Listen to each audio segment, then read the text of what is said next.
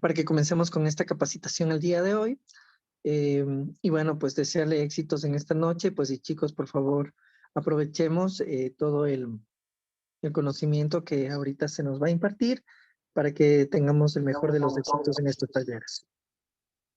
Eh, Continúe nomás, Alexito, por favor. Ya le comparto ahorita toda la opción para que pueda administrar el Zoom.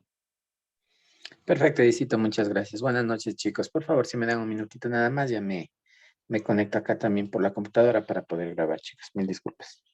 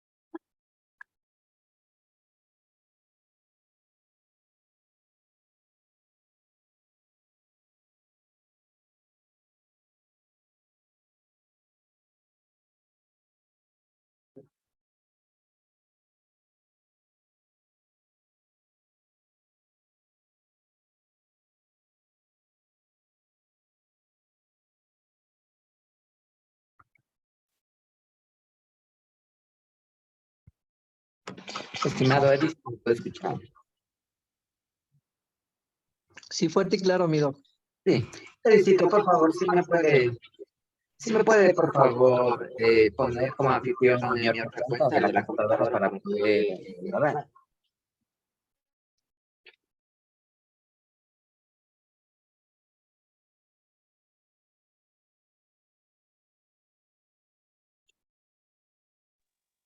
Ya le dejé como anfitrión. Me parece que está como anfitrión en el otro dispositivo, mi querido Alexito. Ah, ya, perfecto. Ya le pongo atrás de que yo. Ya, ok.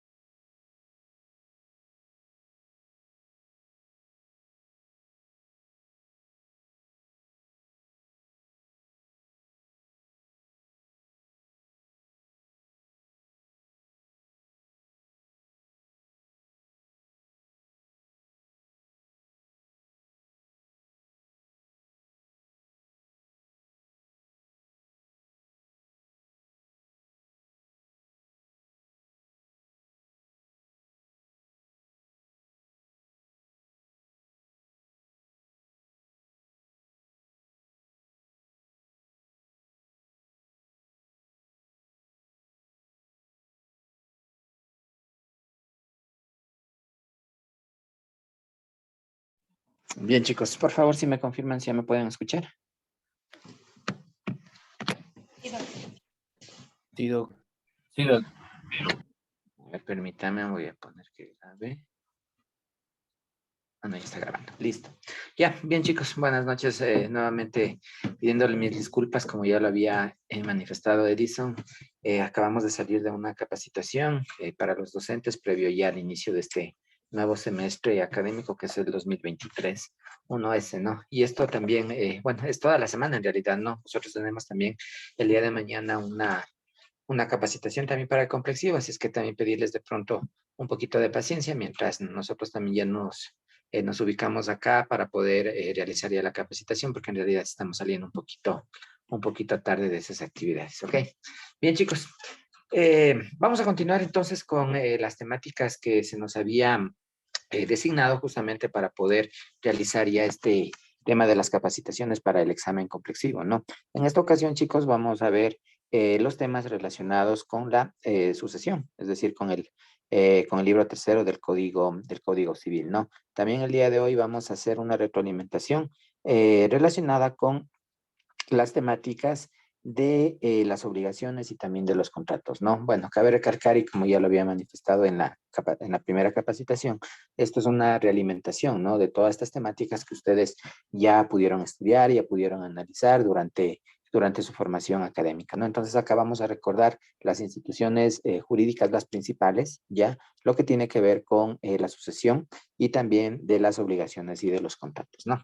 Bien, chicos, empecemos entonces con esto de las sucesiones, ¿no? Que está establecido dentro del libro tercero del Código Civil, ¿no? Bueno, como ustedes saben, ya las sucesiones hay dos formas de hacerlo, ¿no? Las sucesiones a nivel testamentario y también a intestato, ¿no? O también conocidas como las sucesiones legales, ¿no? El Código Civil efectivamente establece ya varias disposiciones relacionadas con estas dos formas efectivamente de suceder, ¿no? En este caso a una herencia, a un legado, ¿no? Y hay varias disposiciones efectivamente dentro del Código Civil que nos dan las reglas, ¿no? De cómo nosotros o cómo la persona, en este caso el testador, por ejemplo, va efectivamente o puede disponer de sus bienes para con sus herederos, ¿ya? Y también se establecen varias reglas en donde el causante no puede dejar de observar lo que establece la ley, ¿no? Las llamadas asignaciones forzosas también que se da dentro del ámbito de las sucesiones, ¿no? Bueno, primero, establecer que se sucede a una persona, ¿no? Ya sea a título universal o también a título singular. Recordemos que el título es universal cuando se sucede al difunto en todos sus bienes, derechos y obligaciones, siempre y cuando éstas sean transmisibles, ¿no? O en una cuota de ellos como la mitad, una cuarta parte, una doceava parte, etcétera, etcétera, ¿no? Y ese el título es singular cuando se sucede en una o más especies o cuerpos ciertos, como, por ejemplo, cuando se sucede con un automóvil, un terreno, una casa, un edificio, etcétera, etcétera, ¿no? Entonces hay que tener muy en cuenta estas dos formas, ¿no? En cómo se sucede dentro de una herencia, ¿no? A título universal o a título singular, ¿no? Si se sucede también en virtud de un testamento, la sucesión se llama testamentaria, ¿no es cierto? Y si la sucesión es en virtud de la ley, se llama sucesión intestada, o también como se conocía en el derecho romano, como sucesión ab intestato, ¿no? Entonces aquí efectivamente tenemos las dos formas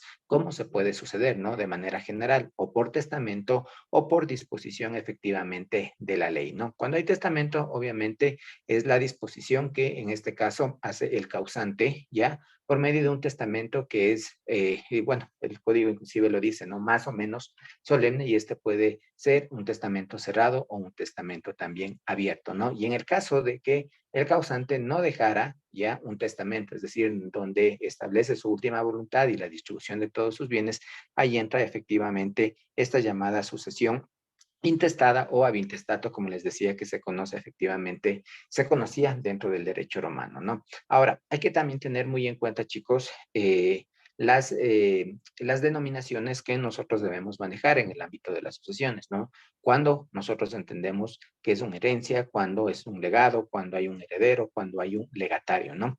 Bueno, las asignaciones a título universal se llaman efectivamente herencias, ¿no? A título universal, perdón, a título singular, se llaman legados, ¿ok? El asignatario de la herencia, por lo tanto, se llama heredero y el asignatario del legado se llama legatario, ¿no? Esto es algo que siempre los chicos cuando se forman académicamente, ¿no? Tienden inclusive un poco a confundirse, ¿no? Entonces hay que tener muy en cuenta, como vuelvo y repito, cuando nosotros debemos entender y qué alcance tiene más bien estos términos, ¿no? Entonces, cuando la asignación es a título universal, es herencia, ¿ya? Cuando la asignación es a título singular, es legado, ¿ya? Y por lo tanto, cuando se asigna una herencia, la persona destinataria efectivamente es heredero y en el caso del legado, el asignatario será efectivamente un legatario, ¿no? Entonces, para tener en consideración, chicos, esto efectivamente de esta terminología que vamos a utilizar dentro de las llamadas sucesiones, ¿no? Bien, chicos, ahora, ¿qué es lo que se puede suceder? ¿Qué es lo que se puede heredar, no? Bueno, en toda sucesión por causa de muertes, para llevar a ejecución las disposiciones de la persona, del causante, ¿no? O de la ley, en su caso, se deducirán al acervo o masa de bienes que el difunto haya dejado. ¿Ya? Ahora, chicos, en el caso de las sucesiones, ¿solo se dará derechos o también obligaciones? ¿Qué dice? Derechos y obligaciones. Obligaciones. ¿No? Obligaciones también. No, ya, ojo, y esto siempre y cuando sean transmisibles, ¿ok? Eso también hay que tener muy en cuenta, ¿no? Ahora, efectivamente, para nosotros ya poder establecer, ¿no? Cuando un causante, ¿qué es lo que puede suceder? Se forma lo que se llama en el ámbito jurídico el acervo líquido, ¿ya? Ahora, ¿qué es el acervo líquido? Es efectivamente lo que se puede, ya, en este caso el causante puede heredar, ¿ya? Ahora, ¿qué forma parte de este acervo líquido? ¿No? Ya, en este caso se deducirán del acervo de la masa de bienes que el difunto ha dejado, incluso los créditos hereditarios. Es decir, se debe dejar de lado ya, por ejemplo, las deudas que tiene efectivamente el causante, ya para nosotros formar el acervo líquido, es decir, lo que ya efectivamente se va en este caso a distribuir entre los herederos o legatarios. Ya, en este punto, ¿qué es lo que también se debe dejar de lado para formar el acervo líquido? Por ejemplo, las costas de la publicación del testamento, obviamente, si las hay, ¿no es cierto? Entonces, habrá que sacar esos montos ya que hacen referencia a esta publicación del testamento para formar el acervo líquido, ¿no? También, obviamente, se dejarán de lado las deudas hereditarias, ¿ya? También la porción conyugal a que hubiera lugar en todos los órdenes de la sucesión. Es decir, lo que estamos hablando acá, chicos, para que no se confundan, es la formación efectivamente de los bienes que ya no están grabados y que efectivamente se pueden, en este caso, ya transmitir a los herederos o, en su caso, a los legatarios. ¿Ok? Ahora, ya establecido obviamente este acervo líquido, ¿no es cierto? Ahí sí ya se podrá disponer efectivamente de toda esa masa de bienes para que se pueda transmitir efectivamente al heredero o al legatario, ¿no? Ahora, ¿quiénes pueden suceder? Evidentemente sucederán los herederos y los legatarios, pero también recuerden, chicos, que en el ámbito de las sucesiones hay la llamada indignidad para suceder. ¿Ya? La llamada indignidad para suceder, ¿no? En este caso, es decir, un heredero o un legatario no podrá o no tendrá derecho a suceder en los bienes del causante, por ejemplo, cuando éste haya cometido el delito de homicidio en la persona del difunto, ¿ya? Es decir, cuando este heredero o legatario haya matado, en este caso, al causante, ¿no? También hay indignidad para suceder cuando el que cometió atentado grave contra la vida, honra o los bienes de la persona de cuya sucesión se trata, ¿no? Acá efectivamente nuestro derecho civil ha establecido efectivamente estas causas en donde nosotros podemos hablar efectivamente de indignidad, ¿no? Y por lo tanto, esta persona declarada indigna no podrá o no tendrá ese derecho para suceder, ¿no? También el consanguíneo dentro del cuarto grado de consanguinidad, efectivamente, que en el estado de demencia o desvalimiento de la persona de cuya sucesión se trata, no le haya prestado los auxilios o el socorro, como dice el Código Civil, en el momento en que efectivamente el causante necesitaba, ¿no? También hay causa de indignidad cuando el que por fuerza o dolo obtuvo del testador alguna disposición testamentaria que le impidió efectivamente testar, ¿ya? Y finalmente también el Código Civil establece que será indigno para suceder el que dolosamente ha detenido, perdón, u ocultado el testamento, ¿ya? En este caso, para que obviamente no se abra o no se aperture la sucesión, ¿no? Entonces, en estos casos que acabo de manifestar, chicos, habrá efectivamente indignidad para suceder. Ahora, Esto obviamente lo deberá probar, ¿no? Habrá que probar que efectivamente cualquiera de estas causas que acabo de manifestar hayan sido efectivamente realizadas para que se pueda establecer esta indignidad para suceder, ¿ok? Bien, chicos, ahora vamos a hablar rapidito de lo que tiene relación con estas dos formas que ya les decía, ¿no? La testamentaria y la intestada. Vamos primero con esta parte de la intestada, ¿no? Porque recuerden que la intestada o las reglas de la sucesión intestadas efectivamente entran ya al escenario cuando no hay testamento.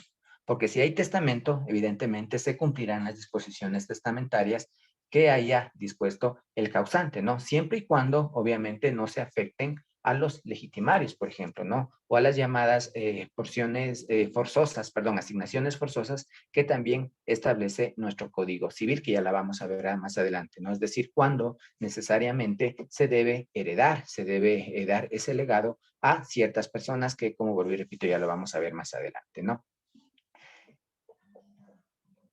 En cuanto a lo que tiene que ver con estas personas que son llamadas a suceder de manera intestada, ya están primero los hijos del difunto, ya sus ascendientes, sus padres, sus hermanos, el cónyuge sobreviviente y el Estado. Ya estos son entonces en este caso los llamados a suceder ab intestato o como también se conoce como la sucesión intestada, ¿no? Repito, los hijos del difunto, ya sus ascendientes, sus padres, sus hermanos, el cónyuge sobreviviente y el Estado.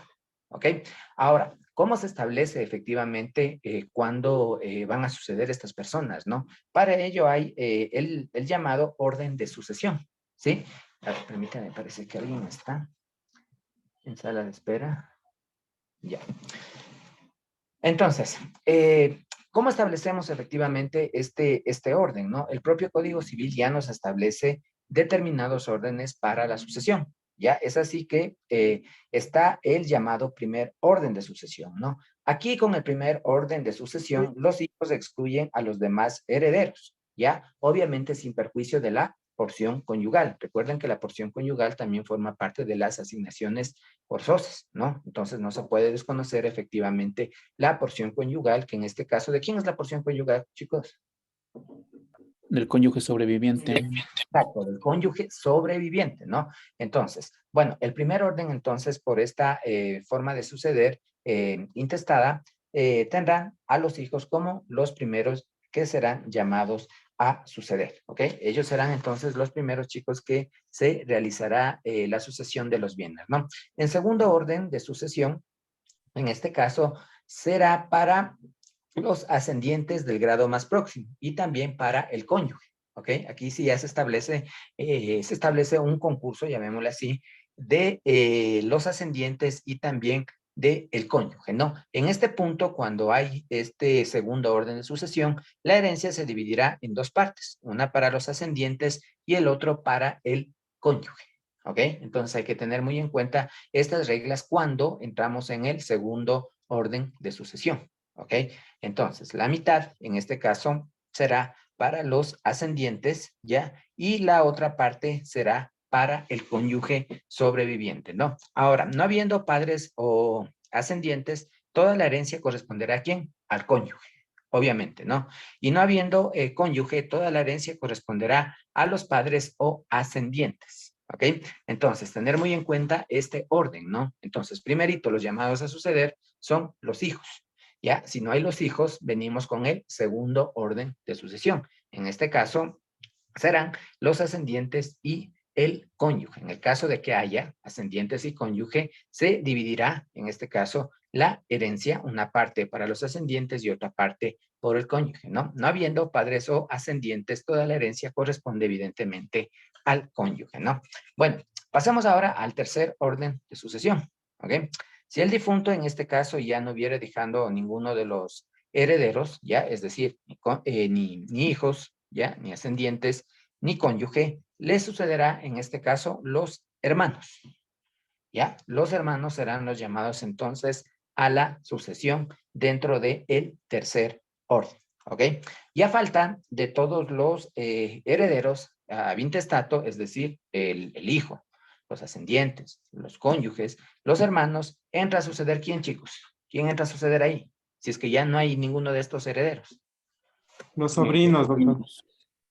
¿Perdón? Los Los sobrinos. sobrinos. Ya, ya, en este punto entran efectivamente ya a suceder, en este caso, los sobrinos, ¿no? Y si ya no hay nadie, ni tampoco sobrinos, ¿a quién le corresponde la herencia? Al Estado. Al Estado. Al Estado, ¿no? Efectivamente, ¿no? El Estado tiene el último orden de sucesión en el caso de que ya no haya definitivamente ningún pariente por consanguinidad de los que ya acabo de manifestar, o no haya, en este caso, cónyuge sobreviviente, ¿no? Entonces, tener muy en cuenta este orden de sucesión para el caso de la sucesión legítima o llamada también habintestato, ¿no? Bien, ahora vamos a hablar de lo relacionado también con el testamento, ¿no? En cuanto a lo que tiene que ver con el testamento, ¿no? Este ya es la otra forma, en cambio, de suceder en los bienes del causante, ¿no? Como ya había manifestado también al inicio de la explicación, el testamento, ¿no es cierto? En este punto puede ser de dos formas, ¿no? El testamento abierto o el testamento cerrado, ¿ok? Bueno, obviamente, ¿quién hace el testamento? El causante, ¿no es cierto? La persona dueña de los bienes que después de su muerte se le sucederán sus herederos, perdón, o legatarios, ¿no? Pero también hay que tener muy en cuenta, chicos, que no toda persona puede testar, ¿ok? No toda persona puede testar, ¿no? Es así que se establecen varias incapacidades para testar. Y, por ejemplo, no son hábiles para testar el menor de 18 años, ¿ya? No es hábil para testar, o más bien tiene una incapacidad para testar, ¿no? También el que se halla en interdicción por causa de demencia, es decir, en este caso, la persona que no esté en sus cabales, obviamente no podrá establecer, porque recordemos que en este caso del testamento, ¿no? Es un acto de voluntad, ¿ya? Y obviamente con este tipo de enfermedad como es la demencia, su voluntad no está clara y obviamente no podrá realizar este acto del testamento, ¿no? También el que actualmente no estuviere en su sano juicio por ebriedad u otra causa, como por ejemplo los toxicómanos, ¿no? Que también está establecido como una de las incapacidades que también ya vamos a hablar más adelante, ¿no? Recordar también que hay incapaces absolutos y también incapaces relativos, ¿no? También no podrá testar el que de palabra o por escrito no pudiere expresar su voluntad claramente, ¿no? Ellos también son personas que no tienen, más bien que tienen incapacidad para testar, ¿no? Como les decía, aquí entran también lo relativo a las incapacidades absolutas y las incapacidades relativas. Por ejemplo, el menor de 18 años es un incapaz relativo. ¿Por qué es un incapaz relativo, chicos? ¿Por qué será un menor de 18 años incapaz relativo, no absoluto? Porque cuando Porque cumple Que 18 cuando sea años, mayor de edad ya podrá ser capaz. exacto, ¿no? Es decir, cuando ya cumple la mayoría de edad, en este caso 18 años, ya tendrá efectivamente esta capacidad para poder efectivamente testar, ¿no? Por eso les decía que hay que tener muy en consideración las incapacidades, perdón, absolutas y las incapacidades relativas, ¿no? Bien, chicos, ahora hablemos un poquito de lo que tiene que ver ya con el testamento en sí, ¿no? El testamento solemne, ¿ya? El testamento solemne que, bueno, como su palabra ya lo manifiesta, ¿no? Requiere de algunos requisitos para que sea efectivamente válido, ¿no? Y este testamento solemne será siempre escrito, ¿ya? Necesariamente el testamento será siempre escrito. ¿Sí? Porque recordar también que hay otros tipos de testamentos, ¿no? Los llamados testamentos especiales. No sé si se acuerdan de algunos de estos tipos de testamentos especiales, chicos. ¿Se acuerdan de alguno de ellos? ¿No? Bueno, por ejemplo, Este es el que se hace ante el capitán de un barco o un exacto, avión. ¿no? El llamado testamento marítimo, por ejemplo, ¿no? En el que se obvian algunas solemnidades, pero que tiene también en este caso efecto jurídico, ¿no? Pero centrémonos primero en el testamento solemne, ¿no? Y este testamento solemne, porque como vuelvo y repito, se necesita cumplir con varios requisitos, ¿no? Por ejemplo, el Código Civil establece que para que sea un testamento solemne, este debe ser siempre necesariamente escrito, ¿ya? También dentro de estos testamentos se necesita la solemnidad de los testigos, ¿sí? Testigos que dependiendo, ¿no? Si es abierto, si es cerrado, varía el número de los mismos, ¿no? Y también su participación dentro del mismo, ¿no? Por ejemplo, en el testamento abierto, ya debe otorgarse ante notario y efectivamente ante testigos, ¿no? Porque ahí efectivamente se solemniza el otorgamiento efectivo de este testamento abierto, ¿no? También tenemos el testamento, en este caso, cerrado, ¿no? Que también es solemne, se lo debe realizar por escrito y también ante testigos, ¿ok? Ya, ahora, ¿cuál es la diferencia del testamento abierto y del testamento cerrado? Bueno, básicamente el testamento cerrado es en el que se establecen las disposiciones del causante, pero no son conocidas por nadie, es decir, solamente el causante, en este caso el que redacta o el que otorga el testamento, es el conocedor de las disposiciones de su última voluntad. Bueno, de pronto podrá ser el abogado que le ayudó de pronto o le asesoró para realizar el testamento, ¿no? Pero el testamento cerrado tiene ese objetivo de que efectivamente solamente el causante sea quien conoce las disposiciones o su declaración de voluntad. Mientras que en el testamento abierto, ya los testigos, por ejemplo, el propio notario conoce ya las disposiciones que están establecidas dentro del testamento, ¿no? Bueno, es más una cosa de forma en realidad, ¿no? Entre el testamento cerrado y el testamento abierto, ¿no? Porque en el fondo, como ya sabemos, el causante en el testamento dispone efectivamente de los bienes, ya, de sus bienes para sus herederos en este caso, ¿no?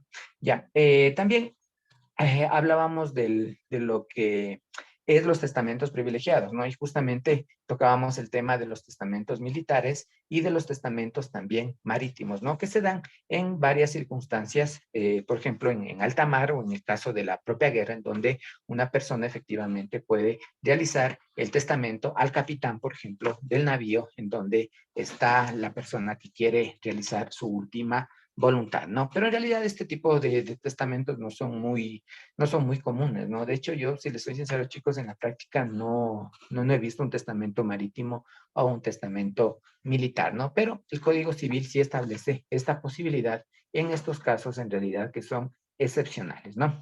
Bien, chicos, en cuanto a la forma ya de cómo se realizan las asignaciones, ¿no? Hay varios tipos de asignaciones que el causante puede realizar en el testamento. Por ejemplo, las asignaciones condicionales, las asignaciones también modales que forman parte de un testamento, ¿no? Por ejemplo, ¿cuáles son las asignaciones condicionales, no?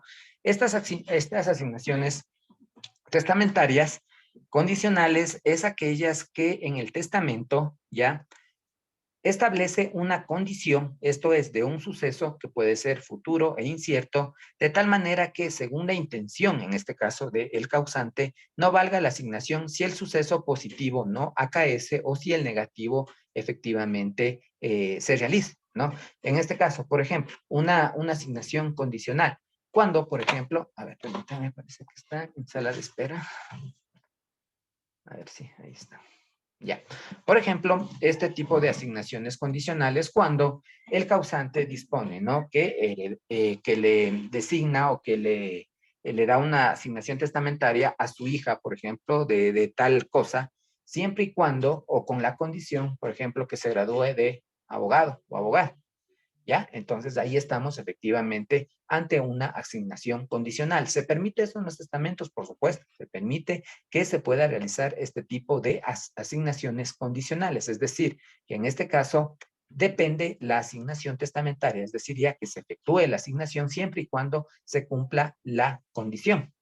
¿Ya? Se cumpla la condición o a su vez no se cumpla una condición. Ya en el ejemplo que les daba, ¿no? Que se hereda a Juanita Pérez, ya un vehículo, siempre y cuando, en este caso, se gradúe de abogado. Entonces, cumplida la condición, es decir, la asignación condicional, efectivamente heredará ese vehículo, esa casa. ¿Ya? En cambio, aquí estamos hablando de una condición positiva, ¿no? Pero también hay las llamadas condiciones negativas, ¿no? Cuando, por ejemplo, asimismo el testador dispone que Juanita Pérez heredará una casa, ya siempre y cuando no se case con tal persona, por ejemplo, ya, o no realice algún determinado acto. Ya, en el caso, perdón, en el caso de que en esta situación efectivamente se case con tal persona, ¿qué es lo que pasa acá? Pierde ya su asignación, ¿no? Entonces aquí tenemos efectivamente las dos formas cómo se puede establecer una asignación testamentaria condicional, ¿no? Con efecto positivo y con efecto negativo, ¿ok? También dentro de este tipo o de las formas de las asignaciones que permite el Código Civil están las asignaciones modales, ¿ya? Si se asigna, por ejemplo, algo a una persona para que lo tenga por suyo, con la obligación de aplicarlo a un fin especial, como el de hacer, por ejemplo, una determinada obra o sujetarse a ciertas cargas, esta aplicación es un modo, efectivamente, ¿no? Es decir, por ejemplo, en este caso, se hereda a Juanita Pérez un terreno bajo, en este caso, la modalidad o la obligación, que sería de que construya un albergue. Ya se me ocurre, un albergue para personas adultas mayores, ¿ya? Entonces, en este caso, estamos hablando ya de una asignación de tipo modal, ¿no? Porque ya se le determina una modalidad para el uso de ese bien inmueble, en el ejemplo que les estoy poniendo, para que se le asigne ya un fin específico, ¿no? Que en este caso, como les decía, puede ser que se construya un albergue o que se dé en comodato ese terreno o esa casa para un bien benéfico, por ejemplo, ¿no? Entonces, sí se permite este tipo de asignaciones, ¿no? Asignaciones condicionales, asignaciones modales, ¿no? También hay las llamadas asignaciones a título universal, ¿sí? Las asignaciones a título universal, chicos, hacen, bueno, a referencia a cuando el causante de la misma nombra herederos, por ejemplo, en este caso, a determinadas personas del total, en este caso, de sus bienes o de una parte nada más de los mismos, ¿no? Y en contraposición con estas asignaciones de título universal, hay las llamadas asignaciones a título singular, ¿no? Es aquí en donde el causante, en este caso, ¿no? Ya designa un bien específico, por ejemplo, para que efectivamente en el testamento y luego ya de su muerte pueda heredar esta persona, ¿no? Entonces hay que tener también muy en cuenta este tipo de asignaciones, ¿no? A título universal o también a título singular, ¿ok? Bien, ahora siguiendo con esta parte de las asignaciones intestadas, hablemos también de las asignaciones forzosas, ¿no?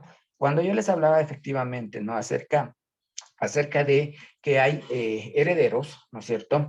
Que hay legatarios también, ¿no? Que en este caso suceden ya por ley, ¿no es cierto? En este caso, el causante no puede dejar de lado y dejarles sin que puedan efectivamente ejercer su derecho, en este caso, a suceder, ¿no? Es así que las asignaciones forzosas son las que el testador está obligado hacer y que se suplen cuando efectivamente no las ha hecho, aún con perjuicio de sus disposiciones testamentarias expresas, ¿no? En este punto, chicos, estas asignaciones forzosas inclusive pueden modificar el testamento, ¿ya?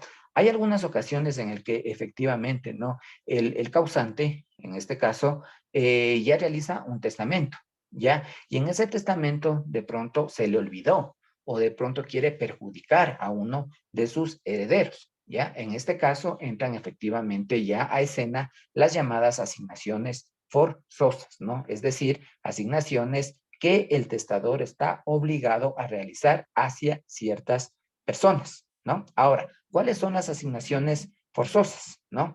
Son la porción conyugal, que en este caso, ¿quién tiene? El cónyuge, ¿no?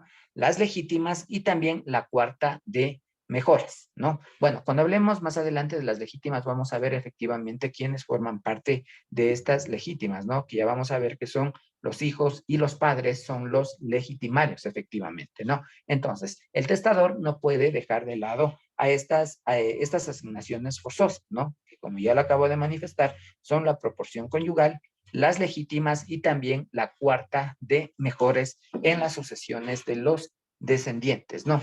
Bueno, tener muy en cuenta, chicos, que en realidad cuando nosotros dividimos, ¿no? Ya el acervo líquido, la masa de bienes que hablamos anteriormente, esta efectivamente se divide, ¿no? Por ejemplo, del total de los bienes del causante, ya el 50% va ¿a dónde? ¿A dónde va el 50%, chicos? ¿Se acuerdan? Chicos. Porción conyugal. Exacto, a la porción conyugal, ¿no? Después tenemos un 25% de legítimas, es decir, esto está designado exclusivamente para los legitimarios, ¿ya? Que en este caso son los hijos y los padres, pero también se establece una cuarta de mejoras, o también que en la doctrina se les llama cuarta de libre disposición, también se llama, ¿no? Entonces, la porción conyugal y las legítimas son obligatorias por lo que establece la ley, ¿no? La porción conyugal para el cónyuge sobreviviente y las legítimas para los legitimarios. Ahora, también hay en este caso la cuarta de mejoras, que es un 25%. En este caso, que es para los descendientes. Aquí sí ya está a voluntad en realidad del testador darle a quien quiera esta cuarta de mejoras. Ya a cualquiera, pero ojo, ¿no? A cualquiera de sus descendientes. Perdón. Entonces, hablar de estas asignaciones forzosas, chicos, como ya les decía, hay que tener muy en cuenta esta división, ¿no? Porción conyugal, legítimas y también las mejores, ¿no? Ahora, hablemos de cada una de estas. ¿Qué es la porción conyugal? Obviamente es la parte del patrimonio de la persona difunta que la ley le asigna al cónyuge sobreviviente, ¿no? Que carece de lo necesario para su congrua sustentación, ¿no? Entonces, aquí en esta porción conyugal, efectivamente, estamos hablando de que es beneficiaria el cónyuge o la cónyuge sobreviviente, ¿no? ¿Cuáles son las legítimas y cuáles son las mejoras, no? Las legítimas es la cuota de los bienes del difunto que la ley asigna a los legitimarios. ¿Y cuáles eran los legitimarios, chicos? ¿Cuáles son los legitimarios? Padres y hijos. ¿Ya? Los hijos y los padres, ¿no? En ese orden, ¿no? Los hijos y los padres, ¿no? Ahora, una vez que ya tenemos en cuenta, ¿no es cierto? Esto de las asignaciones forzosas, ahí sí ya el testador, ¿no es cierto? Si no quiere tener alguna reforma que se pueda hacer eventualmente dentro del testamento, debe efectivamente observar estas asignaciones efectivamente forzosas, ¿no? Ya, ¿estamos claros hasta ahí, chicos? Perdón. Chicos, Sí, no sé si me escuchan, si está bien el audio. Sí, doctor. Ahorita sí, no. Ya, mil disculpas, ahorita sí ya solo estoy por el teléfono. Ya, permítame, por favor.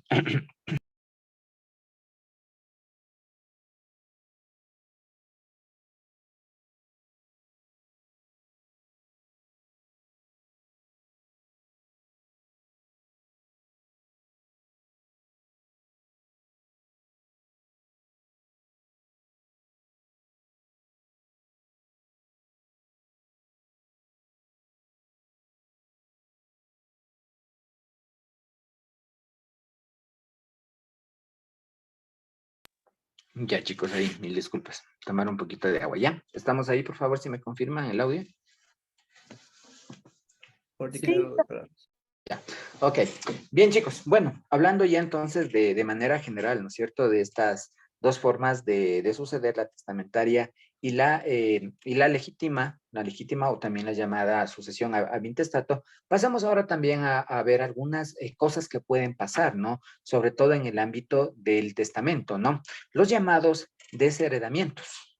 ¿Ya? Es decir, cuando se puede desheredar efectivamente a una persona, ¿no? Bueno, ya habíamos hablado, ¿no? Que hay personas que por ley se le debe efectivamente asignar una porción de esos bienes, ¿no? Los llamados legitimarios, ¿no? Pero en el Código Civil también y en nuestra normativa civil se establece la figura del desheredamiento, ¿ya? Como una forma de castigo en realidad, en este caso, para dejar sin ningún derecho a suceder a personas que han realizado algunas cosas en contra del causante, ¿no? Bueno, el desheredamiento es una disposición testamentaria en el que se ordena que un legitimario sea privado del todo o parte de su legítima, ¿ya? Es decir, este desheredamiento va dirigido para los hijos y para los padres, en este caso, del causante, ¿no? Ahora, ¿cuáles son estas causas que pueden dar lugar al desheredamiento, ¿no? Bueno, el desheredamiento no puede ser, el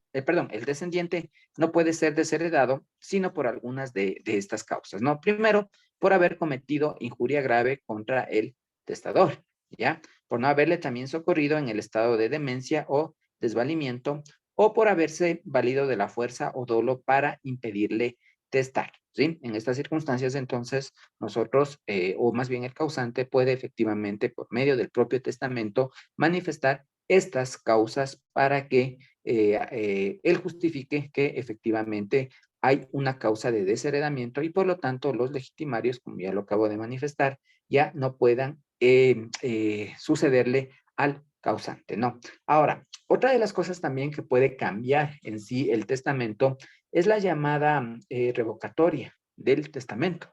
¿Sí? Esta figura también sí se da dentro del ámbito civil, ¿no?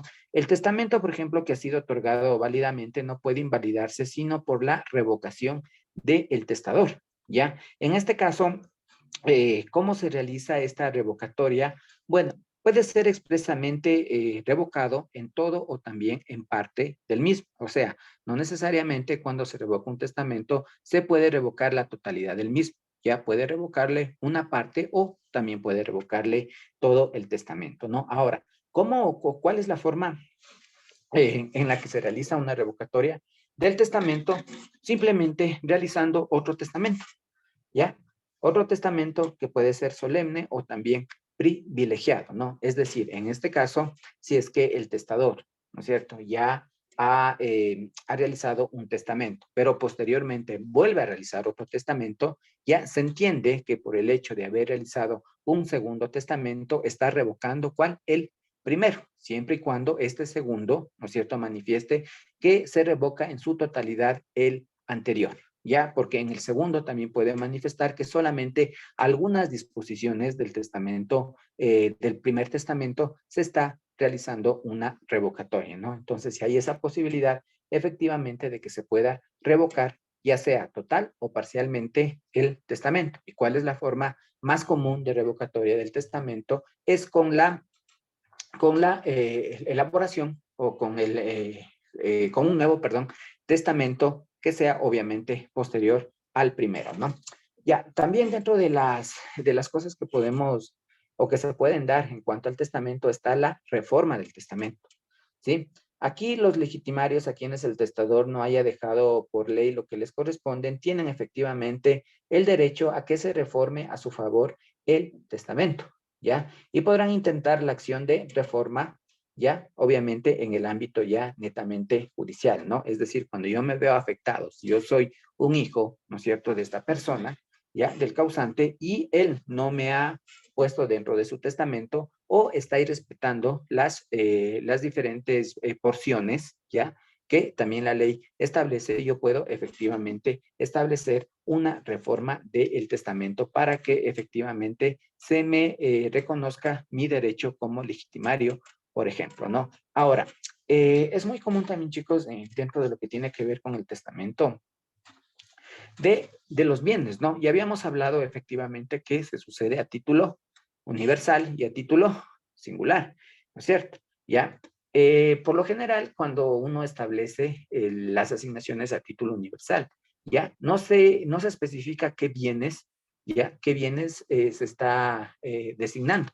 Porque el testador simplemente lo que puede decir es, a ver, que dispone que el 50% de sus bienes le pertenezca a tal persona o que el 25% de tales bienes le pertenezca a tal persona.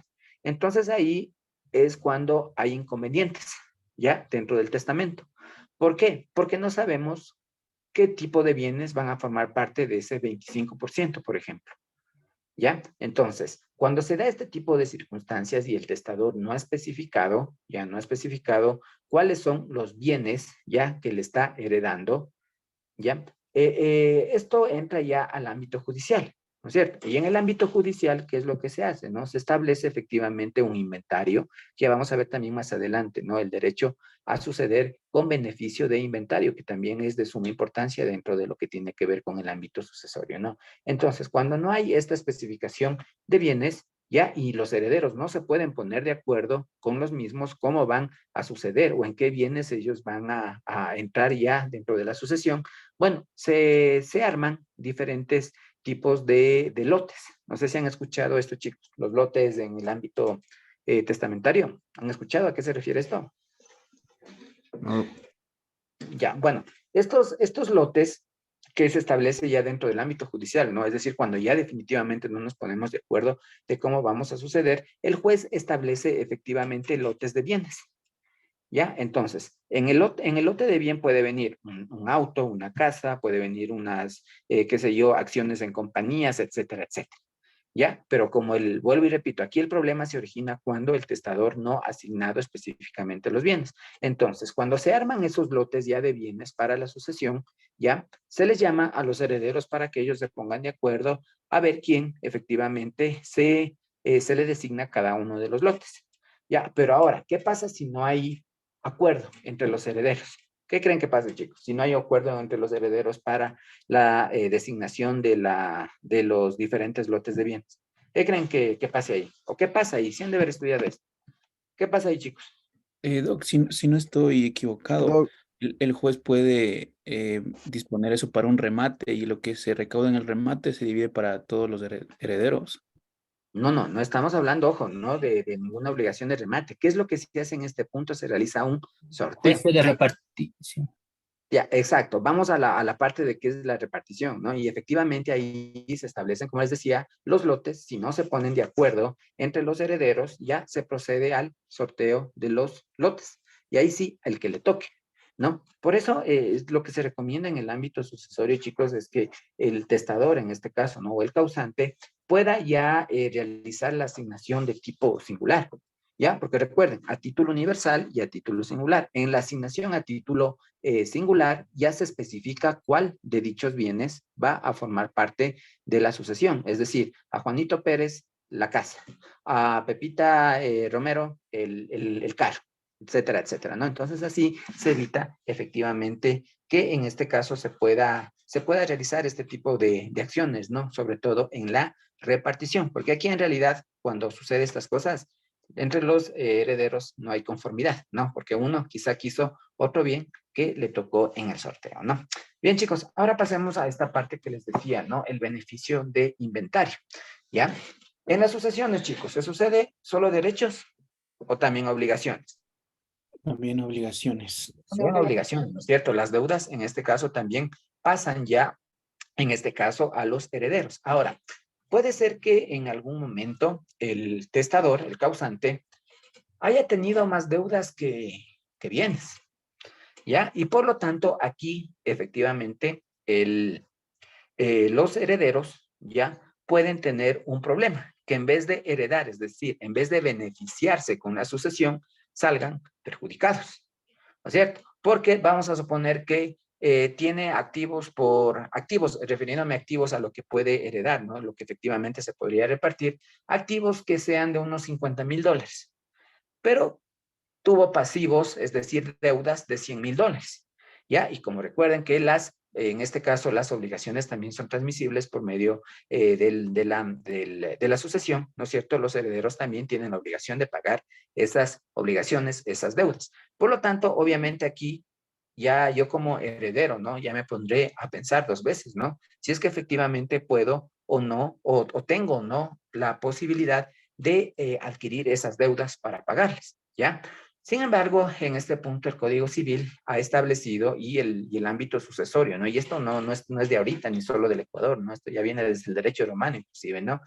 El heredero puede de hecho, no puede aceptar la herencia también, ¿no? Ojo que esa también es una posibilidad, ¿no? Del heredero, que en este caso no acepte la herencia, ¿ya?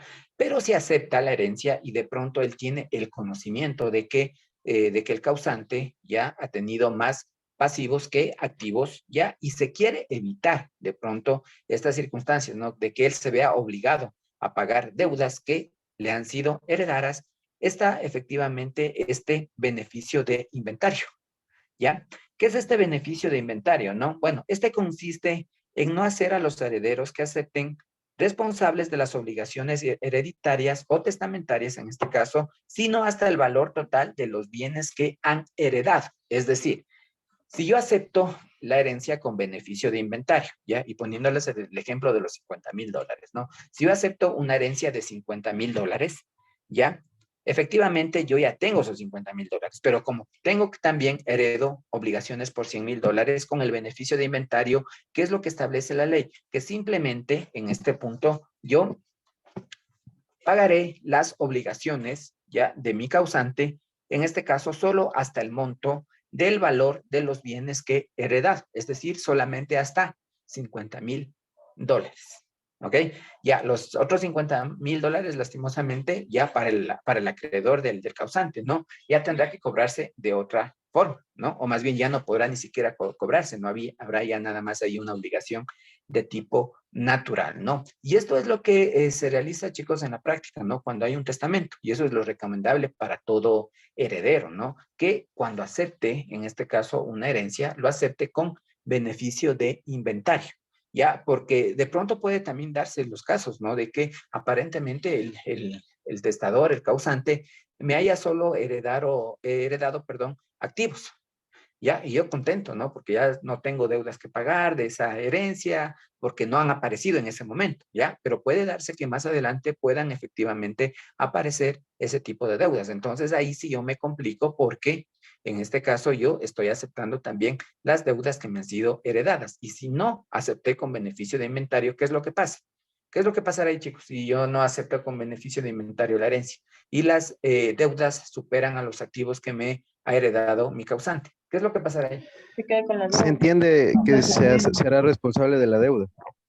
Por supuesto, ¿no? Entonces, yo como heredero, ¿no es cierto?, me hago responsable de dicha deuda, porque recuerden que también heredo, en este caso, las deudas del causante, ¿no? Pero para esto, como vuelvo y repito, hay el llamado beneficio de inventario, ¿ya? Y con este beneficio de inventario, al aceptar la herencia, con el beneficio de inventario, solamente yo cubriré las deudas con los valores que he heredado, ¿no? En el ejemplo que les ponía, solamente será con $50,000 y el resto ya yo no seré responsable como heredero.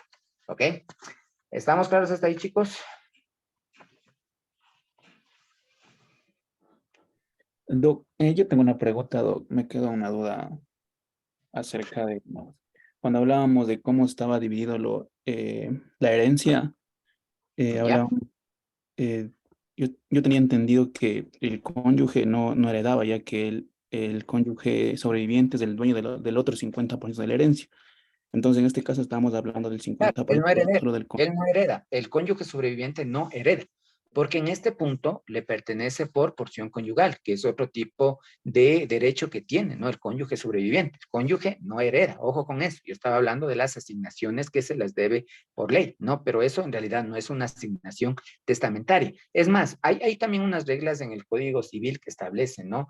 Que, por ejemplo, cuando se confunden efectivamente los bienes que puede inclusive heredar la cónyuge, ¿ya? Porque si hay algunos bienes que de pronto podría heredar, ahí también le da la posibilidad del Código Civil que la cónyuge o el cónyuge sobreviviente acepte o no la herencia o a su vez rechace la herencia y se quede con la porción conyugal, ¿ya? En la mayoría de los casos se quedará con la porción conyugal, pues porque es el 50%, ¿ya? Pero, como vuelvo y repito, la porción conyugal no es una asignación testamentaria. Ojo con eso, ¿no? Porque una vez que se disuelve el matrimonio, efectivamente ya se abre inclusive la división de la sociedad conyugal, ¿no es cierto? ¿Ya? Entonces, ahí entra ya esta otra figura también de la sociedad conyugal, que como vuelvo y repito, en este caso es completamente diferente, ¿no? Ya, a ver, chicos, y ya para terminar esta parte se me olvidaba también algo que de pronto es también, bueno, si no muy común, pero sí es muy frecuente que se dé y que también ustedes lo sepan, ¿no? Es el llamado beneficio de separación, ¿ya? Aquí los acreedores hereditarios y los acreedores testamentarios pueden pedir que no se confundan los bienes del difunto con los bienes del heredero, ¿ya? Y en virtud de este beneficio de separación, tendrán derecho a que con los bienes del difunto se les cumplan las obligaciones hereditarias o testamentarias con preferencias a las deudas del propio heredero, ¿ya? Ahora, ¿a qué hace referencia o cuál es el objetivo de este beneficio de separación, no? Esto sobre todo lo realizan los acreedores del heredero, ¿ya? Porque recuerden que el heredero, a ver, puede también tener sus obligaciones propias, ¿no es cierto? A ver, para que se me pueda entender, chicos. A ver, vamos a suponer que el heredero aceptó la herencia sin beneficio de inventario. ¿Ya? Por lo tanto, ¿qué es lo que debe hacer? Cumplir con las deudas también hereditarias, ¿no es cierto? Pero este heredero también tiene acreedores particulares, ¿ya? Es decir, tiene también deudas propias, no solamente las deudas que han sido heredadas, sino también sus deudas propias. Entonces, ¿qué es lo que puede hacer aquí el acreedor del heredero?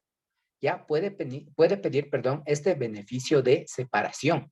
¿Ya? ¿Y en qué consiste este beneficio de separación? ¿No? Que no se confundan los bienes heredados con los bienes del heredero, es decir, los propios del heredero.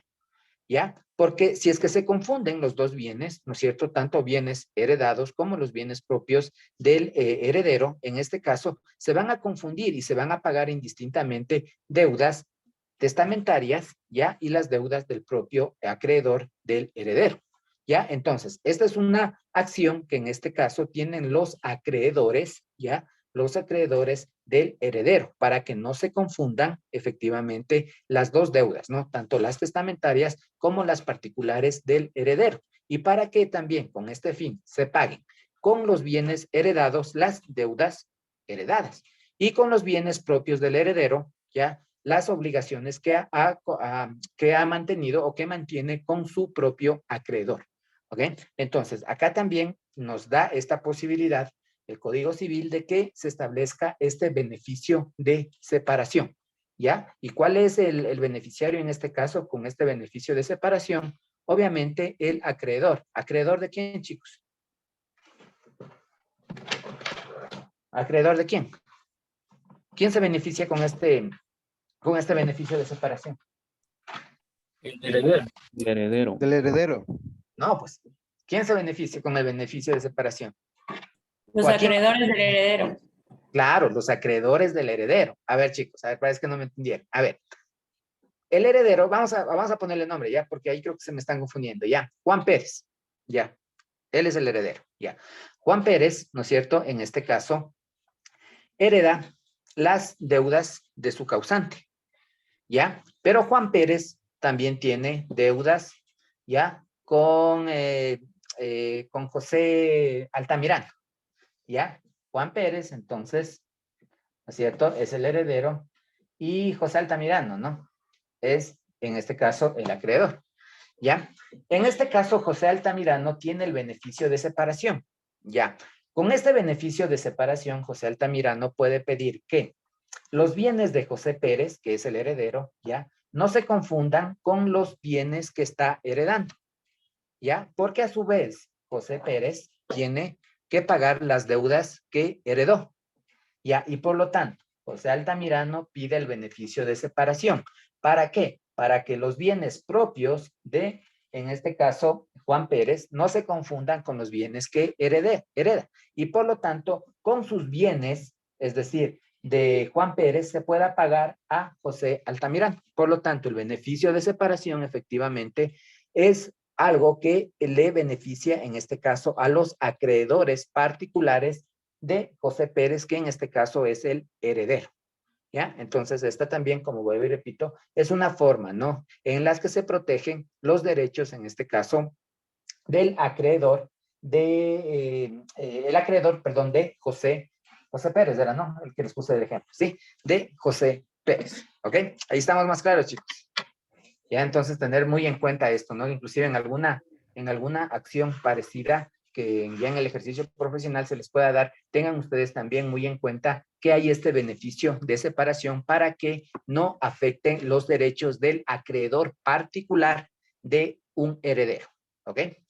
Bien, chicos, esto en breve síntesis. Doctor, Alex, Sí, y en el caso, sí, digamos, doctor. digamos, en el caso del beneficio de separación, ¿se pide al momento de que abre la testamento? Sucesión, claro, al momento que se abre las, ojo, ¿no?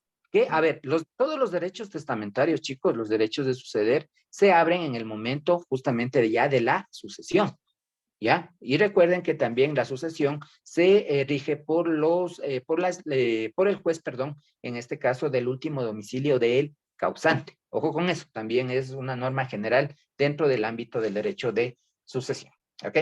Bien, chicos, pasemos ahora ya al segundo tema. Bueno, esto en breve síntesis, ¿no? Lo que tiene que ver con el derecho sucesorio, ¿no? Obviamente aquí, como vuelvo y repito, he tocado nada más los que considero los aspectos más importantes relacionados con el ámbito de la sucesión, ¿ok? Bien, chicos, ahora pasemos, perdón, al tema de las obligaciones, ¿ya? Y de los contratos, ¿ok? Bueno, en el ámbito de las obligaciones también vamos nosotros a ver, chicos, que hay diferentes formas de obligarse, ¿no? Así como también hay diferentes modos de extinguir las obligaciones, ¿ok? Y con respecto a lo que tiene que ver con los contratos, ¿no? Bueno, el Código Civil establece una infinidad de contratos, ¿no? Vamos a ver de los que más se utiliza ya dentro del campo de la práctica, ¿no? Por ejemplo, el contrato de compraventa, el contrato de permuta, el contrato de mandato también, ¿no? Que son de los más comunes que efectivamente se utiliza dentro de la práctica profesional, ¿no?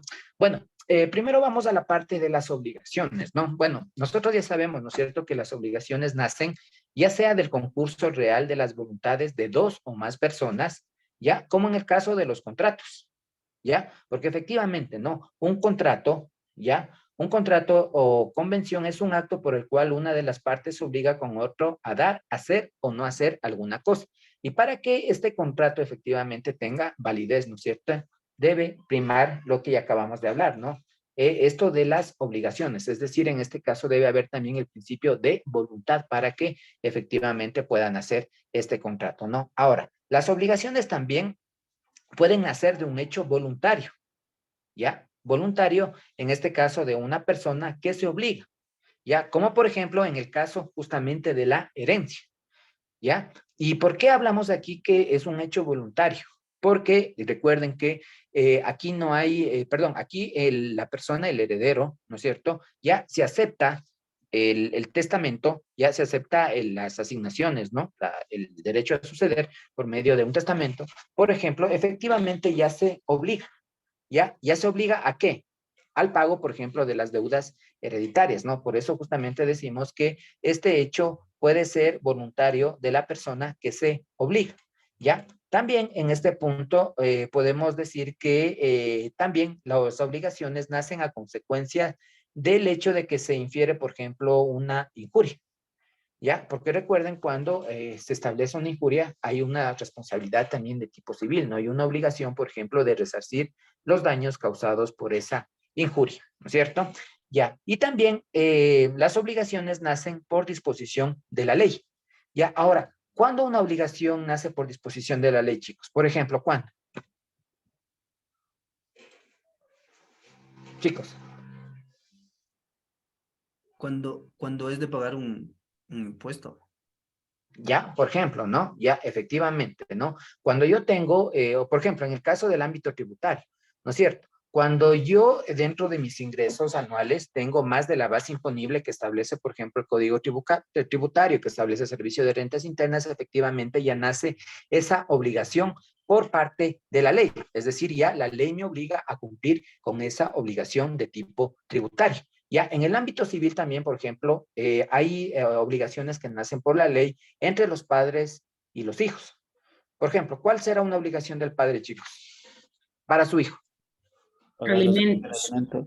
Ya, alimentos, por ejemplo, ¿no es cierto? Entonces ahí vemos cómo efectivamente de dónde nacen las obligaciones, ¿no? Para recapitular esta parte y para que se pueda tener más claro, ¿no? Estas obligaciones nacen ya sea de las voluntades de dos o más personas, como en el caso de los contratos, ¿no?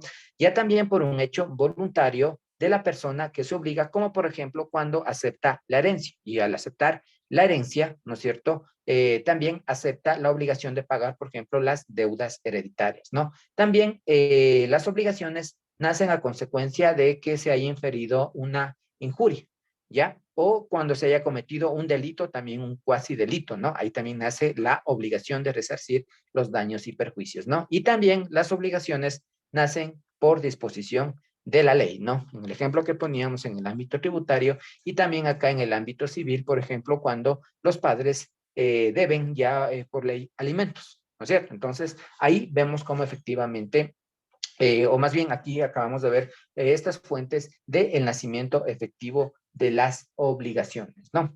Ahora, ya para entrar en la parte de lo que tiene que ver con estos actos de declaración de voluntad, ¿no?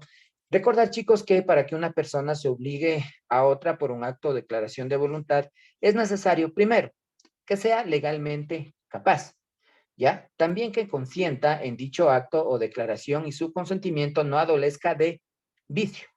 Ya, ahora, chicos, ¿qué tipo de vicios puede mermar el consentimiento de una persona? El error, fuerza y dolo. Ya, error, fuerza y dolo, efectivamente, ¿no? Es decir, cuando mi consentimiento esté, ya, o haya sido precedido por error, fuerza o dolo, efectivamente no podemos hablar de un consentimiento real y por lo tanto, al no haber este consentimiento, yo no me puedo obligar, ¿no? También en este punto, para que una persona pueda obligarse con otra, ya, también debe mediar, por ejemplo, que recaiga sobre un objeto lícito, ¿no es cierto? Y también que tenga causa lícita, ¿ok?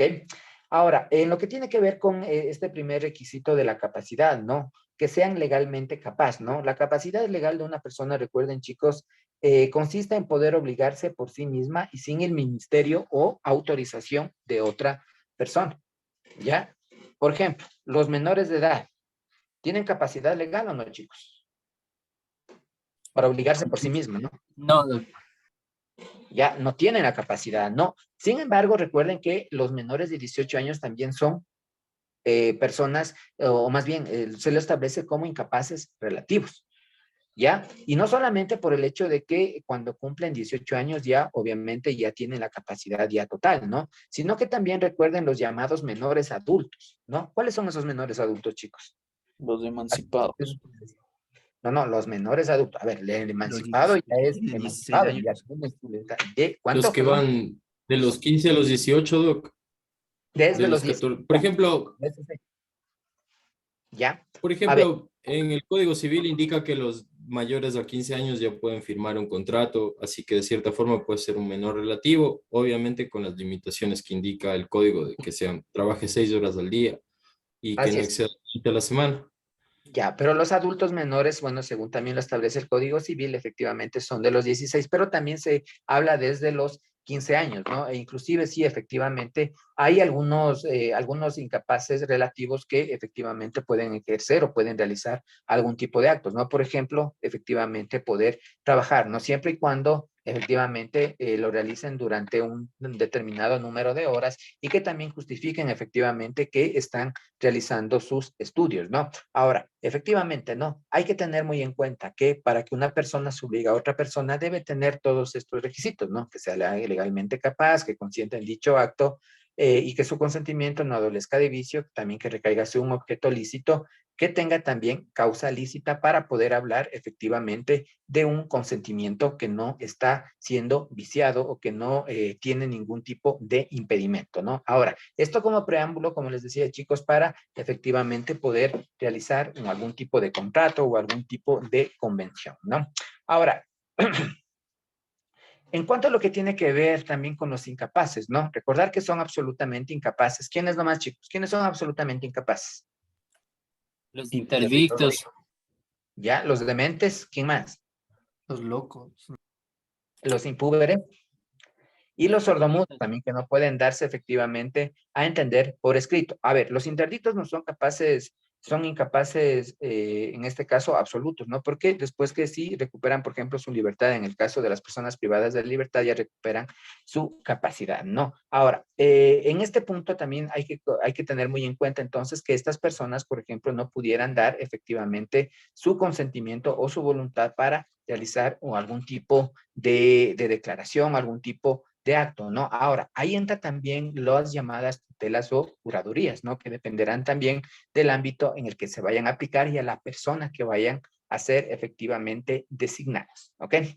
Bien, chicos, ahora, teniendo ya en cuenta estas circunstancias y estas generalidades en cuanto a lo que tiene que ver con las obligaciones, ya tenemos también que establecer algunos tipos de obligaciones, ¿no? Así como veíamos, ¿no? Ya algunos tipos de testamentos, etcétera, etcétera, y en la clase anterior también veíamos, ¿no? Algunas características o algunas definiciones relacionadas con otros ámbitos del derecho. Veamos también las obligaciones que se establecen en el Código Civil, los diversos tipos de obligaciones, ¿no?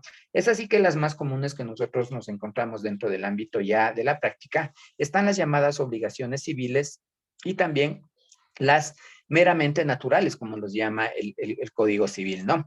Las obligaciones son civiles o meramente naturales, ¿no? Las civiles son las que dan derecho para exigir su cumplimiento. En cambio, las naturales son las que no confieren derecho para exigir su cumplimiento, pero que de cumplidas autorizan para retener lo que es dado o pagado en razón de ellas, ¿no? Como por ejemplo, ¿cuáles son obligaciones de tipo naturales? Ya las obligaciones civiles que han sido extinguidas, por ejemplo, por prescripción o las que no han sido reconocidas en juicio por falta de prueba. Ok, ahora, esta es quizá la forma más clásica de distinguir efectivamente las obligaciones, ¿no? Las civiles y las meramente naturales, ¿ya? Como decía, las obligaciones civiles dan derecho para exigir su cumplimiento, ¿ya? Por ejemplo, si yo establezco una letra de cambio, ¿no es cierto?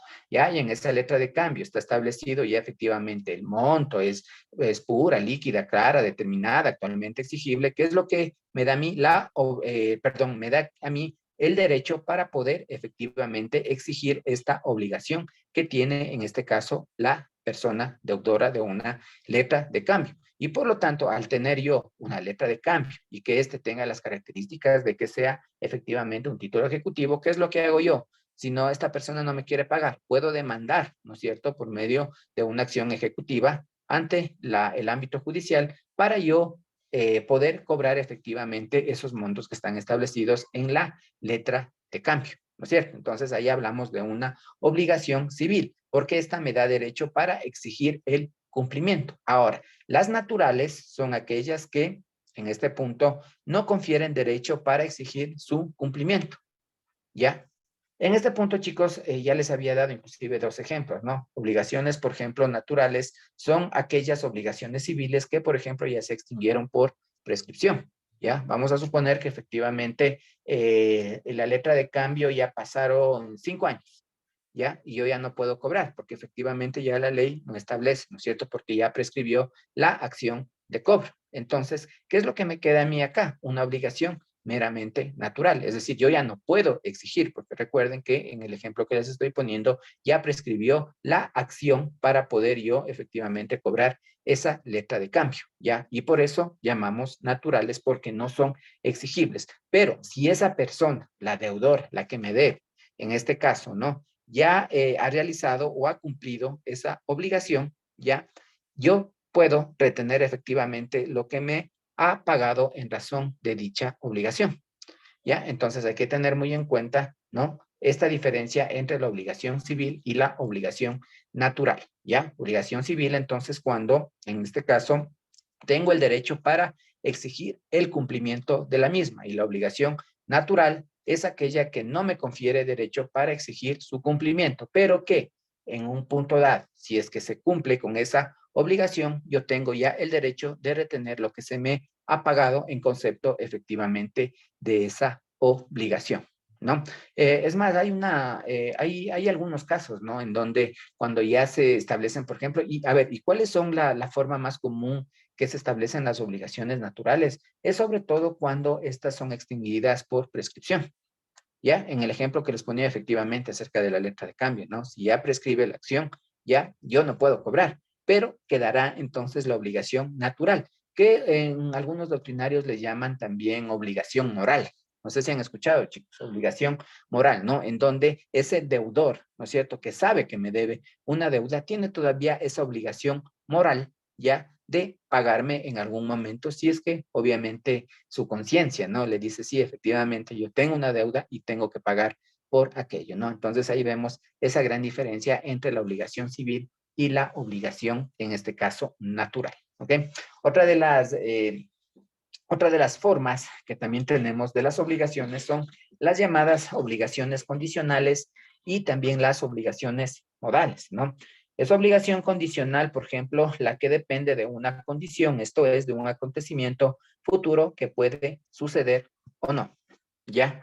Es lo que ya habíamos hablado inclusive, ¿no? En las asignaciones testamentarias, ¿no? Las asignaciones condicionales, ¿no? Que en este caso también depende de una condición que puede ser futura para que se cumpla efectivamente la obligación, ¿no? Y la condición en este caso puede ser positiva o negativa, ¿no? Obviamente la positiva consistirá en que acontezca una cosa y la negativa en que una cosa no evidentemente acontezca, ¿no?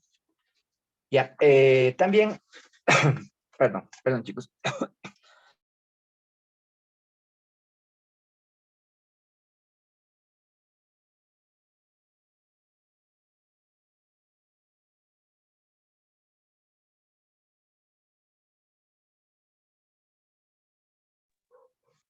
Mil disculpas chicos, ya el clima ya nos está por acá por Riobamba. Todos son de Riobamba chicos, por cierto.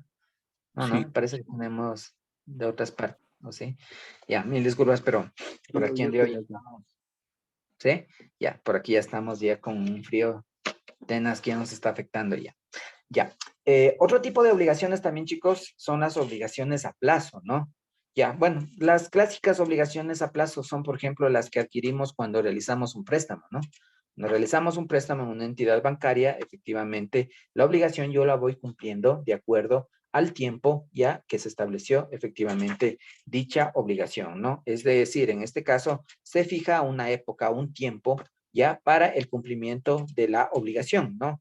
Y en este caso, yo tengo que pagar la misma efectivamente dentro de los plazos que se haya establecido.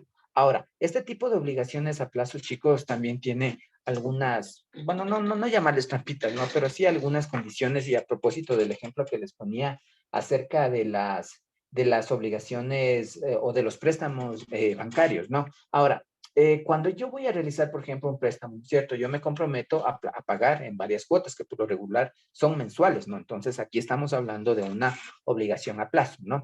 Y estas obligaciones a plazo yo las tengo que ir cumpliendo, obviamente, dentro de los días que ya están establecidos, ¿no es cierto? Ahora, ¿qué pasa en el caso de que la entidad bancaria, ¿no es cierto?, quiera ya cobrar toda la obligación, pese a que no se han cumplido los plazos? ¿Hay alguna forma, chicos, de que se pueda cumplir o que la entidad bancaria pueda exigir el cumplimiento de la obligación, pese a que no se han cumplido todos los plazos establecidos para el pago de la misma? ¿Hay alguna forma o no? Según yo, ¿no? Ya, a ver, si hay una forma, verán, les explico. Esta es la llamada cláusula de aceleración de pagos, ¿ya? Esta cláusula de aceleración de pagos es un beneficio que en este caso tiene la entidad acreedora. En este caso, en el ejemplo que les pongo, las instituciones financieras. Ya, cuando yo saco un préstamo, ¿no es cierto? Como les decía, yo me comprometo a pagar en diferentes plazos que por lo regular son mensuales toda la obligación. Ya, vamos a suponer que yo saco un préstamo para un año. ¿Ya? O bueno, para 2 años, pongamos, es decir, 24 meses, ¿ya? A 24 meses plazo, ¿ya? Ahora, la institución financiera, obviamente, ¿no es cierto? Lo que menos quiere es que el deudor, en este caso, incumpla con las obligaciones a plazo. Y por lo tanto, aquí la entidad acreedora, valga decirlo en este caso, la entidad financiera, el banco, ¿no es cierto?, puede asegurarse del cumplimiento de la obligación total, pese a que no se hayan cumplido los plazos. ¿Ya? ¿Y cómo se asegura la entidad bancaria de que esto pase? Con la llamada cláusula de aceleración de pagos, ¿ya? Si notan ustedes el nombre, chicos, ya aquí lo decimos todo, ¿no? Que se aceleran los pagos, ¿ya? Y por lo tanto, recuerden que en este caso, si yo como deudor acepto, ya efectivamente se me aplicará la cláusula de aceleración de pagos. ¿Pero en qué consiste esta cláusula de aceleración de pagos? ¿No? En este caso, la entidad financiera puede establecer que si el deudor no paga 1, 2, 3, 4 o las cuotas que ellos consideren necesarias, ya se aplica la cláusula de aceleración de pagos y por lo tanto se tendrá por vencidos todos los plazos, ya pese a que todavía no lleguemos a la cuota 24. ¿Ya? Por eso se llama cláusula de aceleración de pagos. Y por lo tanto, se darán de plazo vencido, ¿ya? Todas las cuotas. ¿Ya? Y con eso, ¿qué es lo que puede hacer la entidad bancaria? ¿Ya? Puede cobrar toda la deuda establecida dentro del préstamo. ¿Ya? Porque recuerden, si yo tengo que interponer por medio de una acción ejecutiva, ¿no es cierto? ¿Qué es lo que nos dice que la obligación debe ser, chicos? Uno de los requisitos de plazo Vencido. ¿Cierto? O como dice también el Código Orgánico General de Procesos, ¿no? Actualmente exigible, ¿no es cierto? Entonces, la entidad financiera, ¿qué es lo que debería hacer para poder cobrar la totalidad de la deuda? En el caso de que yo, por ejemplo, haya sacado un préstamo que terminaría de pagarlo en el 2025. ¿Qué es lo que tendría que hacer la entidad financiera? Esperar al 2025, pues, ¿no es cierto? Porque ahí estarían ya de plazo vencidas todas esas cuotas, ¿no es cierto? Ya, y estando ya vencidas todas esas cuotas, ahí recién en el 2025 me podría cobrar la totalidad de la deuda, pero con esta famosa cláusula de aceleración de pagos, ¿qué es lo que pasa? Ya se da por vencido todos los plazos hasta el 2025 y por lo tanto la entidad financiera puede ya realizar una acción ejecutiva para el cobro total del monto del préstamo que me haya dado la entidad financiera. ¿Ya? Entonces, si hay como, en este caso, por ejemplo, establecer que una obligación a plazo, en realidad no lo sé, ¿ya? En realidad no lo sé, ¿por qué? Porque no tendría que esperar hasta el 2025 en el ejemplo que les estoy poniendo, sino que tranquilamente, si yo no pago 2, 3 cuotas, dependiendo cómo haya yo firmado efectivamente ya el contrato de préstamo, ya se dará de plazo vencido todas esas cuotas, ¿ok? Entonces ahí vemos como algunas, bueno, no llamémosle trampitas, no, pero sí algunos beneficios que tienen las entidades financieras para, evidentemente, poder cobrar sus créditos, ¿no? Sus acreencias, ¿ok? Ya, también tenemos dentro de estas obligaciones las alternativas, ¿sí? Una obligación es alternativa cuando se deben varias cosas, ¿ya? De tal manera que la ejecución de una de ellas exonera de la ejecución de las otras, ¿ya? En este caso, por ejemplo, se me ocurre que establezcamos un contrato en el que yo debo pagar un quintal de arroz o un quintal de azúcar, ¿ya? En este caso, como es una obligación alternativa y dentro del contrato yo me obligué efectivamente a pagar una cosa u otra, yo puedo elegir, ¿ya? O también en el contrato se puede establecer que el propio acreedor elija, ¿no? ¿Cuál de las dos puede pagar? ¿Ya? Entonces, al hablar de obligación alternativa, efectivamente yo puedo, en este caso, o el acreedor, en otra de los términos también, podría, en este caso, elegir cuál de las dos cosas hacer. Pero si ya cumplo una, obviamente ya no deberé cumplir la otra, ¿no? Por eso se llama obligación alternativa, ¿ya? Me da la posibilidad de pagar de una u de otra forma, ¿ok?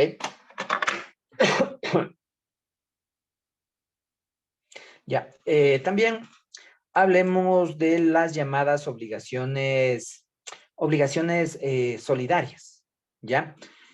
Las obligaciones, bueno, solidarias son en este caso, ¿no? Cuando sobre todo se dan, cuando la obligación es compartida, ¿no es cierto? Cuando la obligación es compartida, efectivamente, yo como obligado ya tengo que pagar la cuota nada más que me corresponde, ¿no es cierto? Pero ahora, ¿qué pasa si es que hay varios obligados y los otros no han pagado? ¿Qué es lo que pasa ahí, chicos? ¿Qué es lo que se puede pedir? Que uno pague la de todos. Exacto, ¿no? Que uno pague efectivamente la de todos. Es decir, si hay cuatro obligados, ya, 4 obligados. Y en este caso, cada uno debe pagar un 25%, ya, es decir, en partes iguales, ¿ya? El uno pagará 25, el otro 25 y los otros dos restantes también 25 y 25, que nos da el 100%, ¿no? Ahora, ¿pero qué pasa en el caso de que los otros no quieran pagar? ¿Ya? Y el acreedor, efectivamente, en el contrato se haya asegurado de que hay esta obligación solidaria. Uno de ellos, y es más, el acreedor solamente podría demandar inclusive el pago no de manera conjunta a los 4, sino solamente a uno de ellos. Y uno de ellos tendría que efectivamente, en este caso, pagar el total de la obligación. Ya, ahora, supongamos, chicos, que ya esta persona, una de estas personas, pagó ya el total de la obligación, Ya, ¿qué pasa con esta persona que pagó con la obligación, chicos? Que pagó la obligación del 100%. Se queda de Doctor, brazos cruzados. ¿Qué hace? esa persona podría demandarles a los otros deudores para que le paguen. Exacto. ¿Y cómo se llama ese derecho, chicos? ¿Sabemos cómo se llama ese derecho? No, ¿No? doctor. Se llama derecho de repetición. ¿Ya? Entonces, por lo tanto, ya por medio del derecho de repetición, efectivamente, yo como codeudor de esa obligación, que pagó esa obligación de manera solidaria, puedo efectivamente tener, no puedo, sino que me da la ley ese derecho de repetición para efectivamente repetir contra los 3 restantes para que me paguen. ¿Ya? Porque yo, si bien soy deudor solidario, ya no quiere decir que por el simple hecho de ser deudor solidario, en este caso ya me quedo cruzado de brazos. Pagué yo el 100% y ya, pues, y los otros, bien, gracias, ¿no? Hay el derecho, efectivamente, en este caso, perdón, de repetición, ¿no? Entonces hay que tener muy en cuenta también que en este tipo de obligaciones solidarias, si bien se puede, primero, demandar a uno de ellos nada más el cumplimiento del 100% de la obligación, no es menos cierto que si esa persona ya paga el 100% de la obligación, este tiene en cambio ya el derecho de repetición para que pueda pagar lo que efectivamente ha pagado por los demás. Perdón, chicos. Ya. Una pregunta, Sí. Digamos. y de este derecho también podría hacer uso alguien que es garante de un crédito. O sea, digamos que el principal no pagó y le tocó pagar al garante. El garante podría hacer uso de este derecho. Por supuesto, de hecho, cuando el garante paga, es lo primerito que él reclama, el derecho de repetición, ¿ya? Porque efectivamente, ¿no? En el caso de los garantes, ¿no? De los famosos garantes, ellos son también deudores solidarios, ¿no? Son deudores solidarios y en este caso, y es más, ¿no? Lo que se hace comúnmente en el caso de que ya las entidades bancarias, por ejemplo, no le pague el deudor principal. ¿Quién entra a pagar? El deudor solidario, ¿ya? Y de la misma manera, en este caso, saben demandar al deudor solidario, ¿no? Pero recordar que en este punto el deudor solidario también tiene la posibilidad, ¿no? En este ejemplo de las deudas, de que él exigir, ¿no? Que primero ya se ejecute, por ejemplo, los bienes del deudor principal. Ya, es decir, si yo soy garante y la entidad, el banco, perdón, me demanda a mí como deudor solidario, como garante, ya, ¿yo qué tengo primerito? El derecho de pedir, ¿no? Que se ejecuten los bienes o se embarguen, por ejemplo, los bienes del deudor principal. Ya, si el deudor principal no tiene ningún bien, ahí sí me fregué yo, pues como garante, porque repetirán en este caso, o más bien, perdón, ejecutarán los bienes que me pertenecen y me obligarán al pago efectivo de la obligación, ¿no? Pero también yo en este caso tengo este derecho de repetición, ¿sí? Así es que sí tengo este derecho de repetición. Inclusive, si hay en este caso letras de cambio, las letras de cambio yo le puedo pedir que efectivamente, como yo ya pagué al banco, me entreguen las letras de cambio, ¿ya? Y en este caso, yo de deudor solidario paso a ser CRE. ¿Qué paso a ser? Por el Acreedor. derecho de repetición, acreedor, efectivamente, ¿sí? Entonces, sí se puede aplicar en este caso el derecho de repetición. Perdón, chicos, ya. Vamos ahora, seguimos con la parte de las obligaciones, ¿no? Ahora, ya hemos visto, ¿no? Efectivamente, cuándo nacen las obligaciones, cuáles son las formas de estas obligaciones, en dónde aplicamos las obligaciones. Ahora veamos efectivamente cómo se extinguen las obligaciones. ¿Ya? Es decir, cuando yo dejo de tener una obligación, ¿ok? Para eso están los llamados modos de extinguir las obligaciones, que de hecho los modos de extinguir las obligaciones son comunes a las obligaciones que se establecen dentro de la materia civil, ¿no? Son también comunes y se aplican a otros ámbitos, como por ejemplo el ámbito tributario. Ya, ahí también aplicamos estos modos de extinguir las obligaciones, ¿no? Ahora, ¿cuáles son estos modos de extinguir las obligaciones? En realidad tenemos varias formas de extinguir las obligaciones, ¿no? Primero, la convención de las partes interesadas que sean capaces de disponer libremente de lo suyo, es decir, por medio de una convención, es decir, de un acuerdo que lleguen entre los obligados, ya se puede efectivamente extinguir esa obligación. ¿Ya? Esa convención, por ejemplo, podrán, en este caso, no sé, se me ocurre, podrán perdonarse la deuda y desaparece ya la obligación. ¿Ok? Otro de los modos, y el más común, ¿no? Y el más fácil, inclusive, de extinguir una obligación es por medio del pago, ¿ya? Del pago de la obligación. Es decir, si yo debo, qué sé yo, $500, ¿ya? ¿Cómo extingo la obligación? Pagando los $500.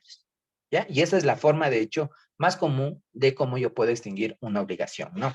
Ahora, otra forma también de, perdón, de extinguir la obligación, en este caso, es también por medio de la novación, ¿ya? La novación también es una figura del ámbito civil, ¿no? Por la cual se sustituye, o más bien, es la sustitución de una obligación por otra anterior, la cual queda, por lo tanto, extinguida. Es decir, en este caso yo creo una nueva obligación y se extingue la primitiva, es decir, la primera obligación que estaba ya establecida. Sí, es decir, es simplemente un cambio de obligación, pero es un modo de extinguir la obligación porque efectivamente en este caso se extingue la primera por la creación de una segunda obligación. ¿Ya? Se me ocurre, en el caso de que una persona, ¿qué será? Un carpintero, qué sé yo, se obligó en este caso a realizar un juego de comedor, ¿ya? Pero no lo está realizando, no lo puede hacer, etcétera, etcétera, ¿ya? Entonces, en este caso, con su acreedor puede efectivamente realizar otro tipo de obligación. En este caso, podrían cambiar la obligación de realizar ese juego de comedor por realizar, por ejemplo, un juego de dormitorio. ¿Ya? En ese caso, ¿se extingue la obligación? Sí, porque se está extinguiendo la primera porque se creó una segunda. ¿Ya? De hecho, innovación quiere decir nuevo, ¿no? Nueva obligación. Ya, otra de las formas también por cual se puede realizar la extinción de una obligación es por medio de la transacción. Es decir, en este caso, cuando las partes, ¿no es cierto?, en este caso involucradas dentro de la obligación, transan el hecho de que puedan efectivamente ya extinguir la obligación. De hecho, la transacción, chicos, la transacción, perdón, es una forma efectivamente fácil, ¿no? E inclusive es una forma extrajudicial de poder terminar con una obligación de tipo civil, por ejemplo. ¿Ya? No sé si ustedes han escuchado, chicos, que, por ejemplo, lo más común cuando sucede un accidente de tránsito, ¿no? ¿Qué es lo que se realiza para, obviamente, si no hay daño, más bien, si solamente hay daño material, no hay daño, en este caso, de las personas, no hay heridos, etcétera, etcétera, la ley efectivamente permite que se pueda realizar una transacción, ¿no es cierto? Entonces, ¿qué es lo que se realiza por medio de la transacción? Un acta transaccional, ya que por lo regular y lo recomendable es que se realice por medio ya de un notario inclusive, ¿no? Que es decir, que quede ya notarizada esa acta transaccional, ¿no? En donde las partes de común acuerdo ya extinguen la obligación por medio de acuerdos, ¿ya? Por medio de acuerdos, es decir, en este caso, la parte afectada, ¿ya? Y la parte que realizó el daño se ponen de acuerdo, por ejemplo, en este caso, en reparar el daño del vehículo. Ya, se me ocurre. Entonces, por medio de esa forma de transacción se puede efectivamente culminar o extinguir, perdón, en este caso, una obligación, ¿no? También otra de las formas de extinguir la obligación es la remisión. ¿Ya? ¿A qué hace alusión la remisión? La remisión es la condonación de la obligación. Por ejemplo, el perdón de una deuda. Ya, en este caso, el acreedor podrá extinguir la obligación simplemente con el perdón de la deuda. Ya, en el caso de que sea, por ejemplo, una deuda establecida dentro de una letra de cambio, ¿cómo podrá hacer esta remisión o esta condenación? Simplemente entregándole la letra de cambio, ¿ya? O destruyendo la letra de cambio, que se supone que efectivamente ya perdona, en este caso, la deuda que está contenida o la obligación que está contenida dentro de la letra de cambio, ¿ya? Otra de las formas también de extinguir la obligación es la compensación, ¿ya? ¿A qué se refiere la compensación, no? Es cuando, perdón, en este caso hay deudas recíprocas, ¿ya? Por ejemplo, yo soy acreedor, ¿no es cierto?, de una deuda de $500, ¿ya? Pero el deudor a su vez también es acreedor de una deuda de $500, ¿ya? Obviamente en mi contra, ¿no? Es decir, los dos a la vez somos, en este caso, acreedores, ¿ya? Y también deudores. Y por lo tanto, ¿qué es lo que hacemos? Compensamos la obligación. ¿Ya? Compensamos la obligación y esta compensación, perdón, puede ser de manera total o parcial, ¿ya? Si, por ejemplo, las dos deudas son equivalentes, es decir, de $500 se compensará ya de manera total. En cambio, si una es de $500 y la otra es de $1,000, habla simplemente una compensación parcial. Por lo tanto, con esa compensación parcial, yo dejaré de deber $1,000 y solamente deberé $500, ¿no? Pero si vuelvo y repito, si son equivalentes, ya se podrá realizar una compensación de manera total, ¿no?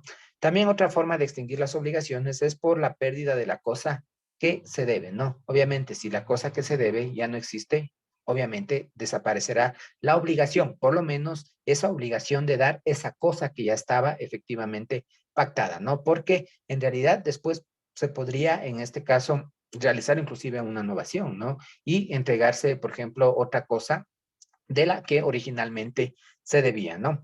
También otra de las formas de extinguir las obligaciones es por el evento de las condiciones resolutorias, ¿no? Recordar que ya vimos algunos tipos efectivamente o condiciones para que se resuelva la obligación. En este caso, si hay una condición resolutoria, es decir, que si se da a cabo esa condición, simplemente desaparece la obligación, ¿no? Y la última forma de extinguir, en este caso, las obligaciones es por la prescripción. Recuerda, chicos, que dentro de dentro del ámbito civil existen dos tipos de prescripción. ¿Cuáles son estos, chicos? Dos tipos de prescripción tenemos dentro del ámbito civil. ¿Cuáles son estos? Adquisitiva y extintiva. Ya, efectivamente, aquí, como modo de extinguir las obligaciones, se da la prescripción, en este caso, extintiva, ¿no es cierto? Que por el paso del tiempo, ¿no es cierto? ¿Qué es lo que pasa? Se extingue ya el derecho para reclamar algo, por ejemplo, ¿ya? Y al extinguirse o al prescribirse un derecho para reclamar algo, obviamente también se extingue la obligación, en este caso, de realizar, ¿no? De pagar una deuda, etcétera, etcétera, ¿no? Entonces, tener muy en cuenta esta parte justamente de los modos de extinguir las obligaciones, ¿no? Que como vemos son varias que podemos efectivamente utilizar para aquello, ¿no?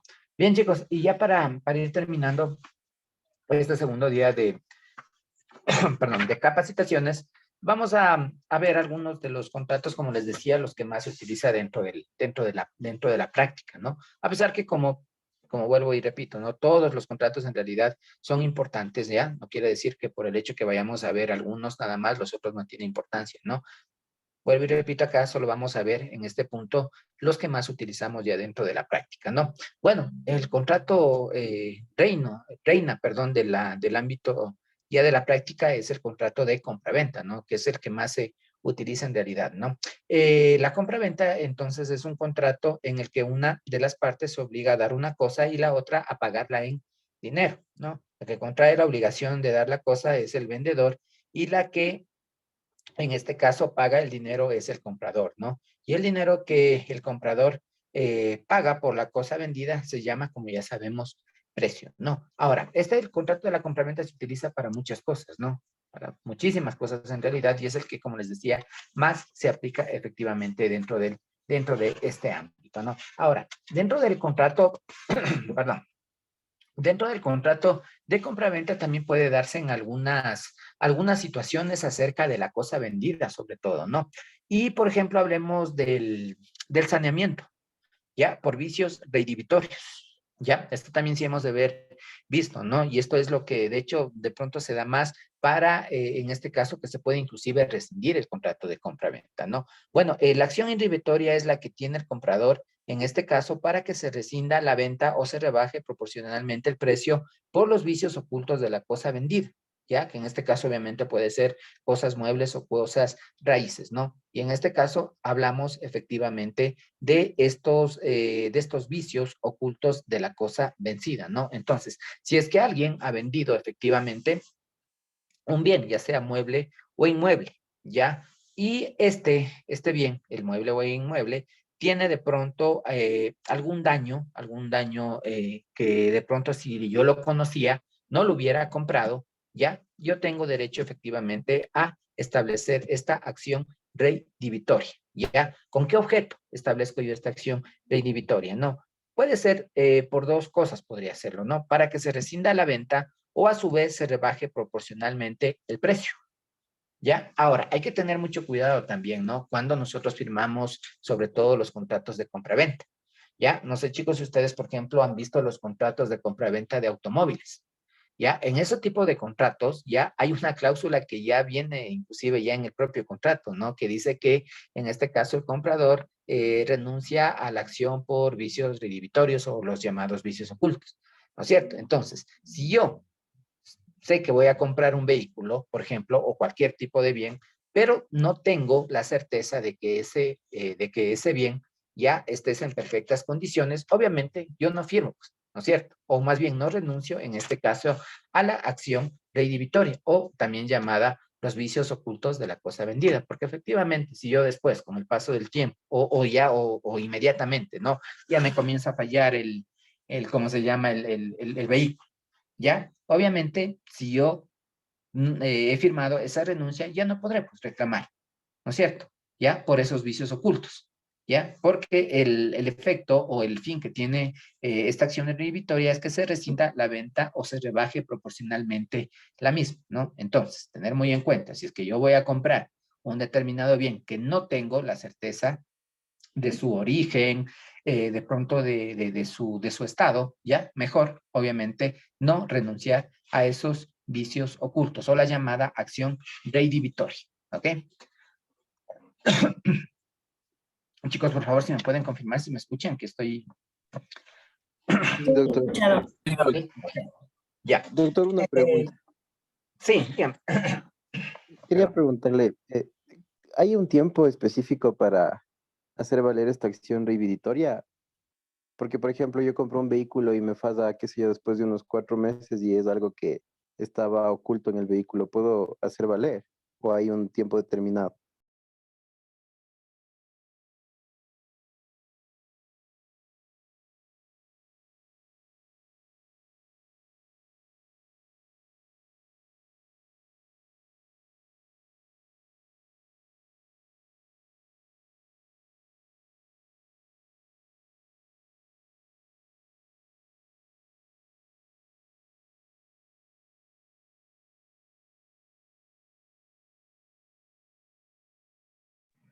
Ay, pues perdón, chicos, les estaba tosiendo y le apagué el micrófono yo hablando y no creo que me estaban escuchando, perdón, mil disculpas. Ya, a ver, me decía acerca de los vicios, ¿no es cierto? Bueno, la ley establece que la acción de debitoria dura 6 meses, ¿no? Respecto de la cosa mueble y en el caso de los bienes inmuebles dura un año, es decir, tengo yo 6 meses a partir de la compra de un bien inmueble para interponer perdón, la acción redivitoria y de un año para el caso de los bienes inmuebles, ¿no? Pero sí, efectivamente, prescribe también esta acción redivitoria, chicos. ¿Ok? Ya, bueno, siguiendo con esta parte del contrato de compra-venta, también hay otra figura también que nosotros podemos aplicar, ¿no? En el caso de que, por ejemplo, no se pague el precio dentro del tiempo que se haya establecido dentro de un contrato. Es el llamado pacto comisorio. ¿Ya? Esto también se utiliza dentro del ámbito de los contratos de compra-venta, ¿no? Así es que el pacto comisorio se estipula expresamente cuando, no pagándose el precio al tiempo convenido, se resolverá el contrato de venta, ¿no? Por eso es importante también que dentro de los contratos, chicos, establezcamos efectivamente, ¿no? Cuando nosotros, como vendedores, ¿no? Establezcamos cuándo se debe pagar el precio y en dónde inclusive se debe pagar, ¿no? Porque efectivamente, si es que no se cumple, en este caso, por parte del vendedor, ya con el pago del precio, que recuerden es un elemento importante dentro del contrato de compra-venta, yo como vendedor puedo efectivamente solicitar por medio de este pacto comisorio que se resuelva la venta, es decir, en este caso, se deje sin efecto la venta. ¿Ya? También dentro de estas particularidades que tenemos en el contrato de compraventa, también se establece, chicos, el pacto de retroventa. ¿Ya? Bueno, ya con el nombre nomás ya podemos establecer a qué se refiere, ¿no?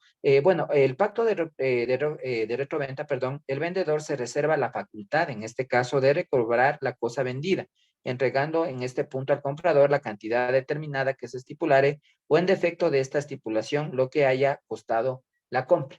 ¿No? En este caso, hay, y este tipo de cláusulas, no tanto el pacto comisorio, la acción reinhibitoria y el pacto de retroventa debe estar establecido efectivamente dentro del contrato, ¿no? Este pacto de retroventa básicamente es una facultad, ¿no? Que tiene el vendedor en el caso de que de pronto se arrepienta ya de la venta de recobrar el bien que haya sido vendido, ¿no? En este caso, entregando ya el dinero que ya fue pagado, ya, o la parte del dinero que ya fue pagado y simplemente con eso se retrotrae la venta, es decir, queda sin efecto la venta del mismo, ¿no? Entonces, esta es una facultad que tiene, como ya lo acabo de manifestar, en este caso, el vendedor de la cosa, ¿no? Ya, otro de los contratos también que utilizamos, chicos, ya en la práctica es el de la permuta, ¿no?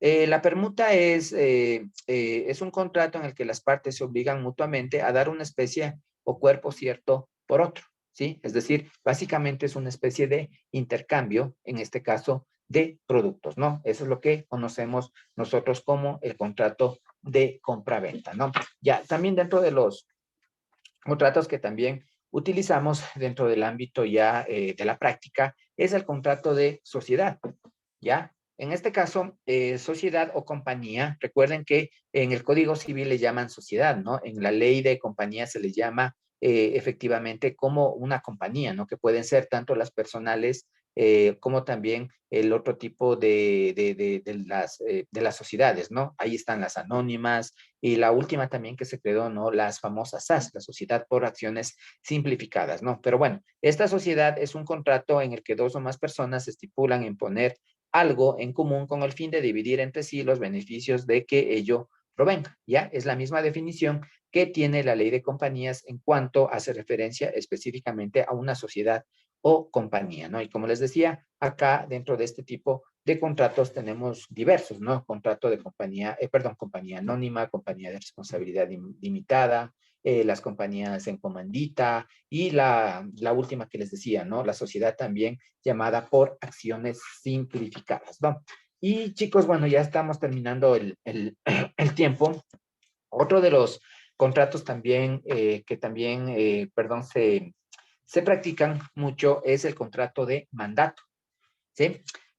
Mandato en este caso es un contrato en el que una persona confía la gestión de uno o más negocios a otra persona que se hace cargo de ellos por cuenta y riesgo, en este caso de la primera, ¿no? La persona que confiere el encargo se llama mandante y la que acepta en este caso es el mandatario, o también conocido como procurador, ¿no? De hecho, la procuración judicial viene también de la mano, ¿no? Con este mandato, ¿ya? En este caso, chicos, los contratos de mandato, como ya lo acabo de manifestar, una persona que es el mandante ya dispone por medio del contrato que otra persona que es el mandatario realice uno o más negocios, ¿ya? Esto obviamente lo hace a cargo del mandante y por cuenta y riesgo también del mismo, es decir, del mandante, ¿no? Y hay diferentes tipos de mandato también, ¿no? El mandato general y el mandato especial.